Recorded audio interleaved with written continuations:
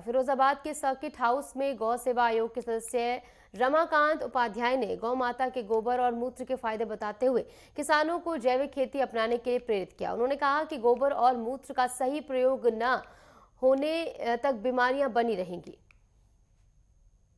इतनी सी बात। गौ सेवा एक कहा जाता है कि गौ सेवा एक ऐसा परम या कहा जाए बहुत श्रद्धा के साथ में लोग उसकी पूजा पाठ करते हैं, उसके बाद में गौ सेवा भी करते हैं। ऐसे ही सरकार ने गौ सेवा आयोग भी गठित किया है, जिसके माननीय सदस्य हमारे बीच में मौजूद हैं, रमाकांत उपाध्याय जी। गौ सेवा की, गौ माता की कितनी रक्षा सुरक्षा की जाए, कितना काम किया जाए, जिसको लेकर हम उनसे जान लेंगे। और अभी हमारे साथ मौजूद हैं। बहुत बहुत स्वागत है नेटवर्क 10 में साहब आपका। धन्यवाद। जिस तरह से गौ माता की सेवा के लिए क्या सोचा है? देखिए, हम लोग बहुत तरह से काम करते हैं। देश के अंदर कई तरह से काम हो रहे हैं। गौमूत्र पे काम हो रहे हैं, कहीं गोबर पे काम हो रहे हैं, कहीं दूध पे काम हो रहे हैं।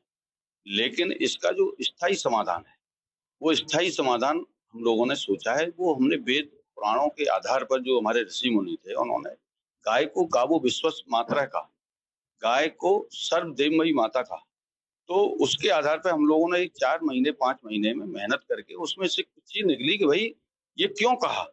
तो उसका जो उत्तर निकला, वो हमने इस पर काम करना शुरू किया है। माननीय मुख्यमंत्री जी हमारे गोभक्त हैं, हमने उनके सामने विषय रखा, उन्होंने हमको सहमति दी है। तो उसमें क्या है कि हम दूध जो हमारी गाय है वो 1/3 जीवन में देती है, लेकिन गोबर गौमूत्र हमेशा देती है। जब से पैदा होती है तो अंत तक देती है। दूसरा, नंदी का उपयोग समाप्त हो चुका है, तो नंदी भी गोबर गौमूत्र देता है और उसका गौमूत्र गाय से भी ज्यादा उपयोगी है।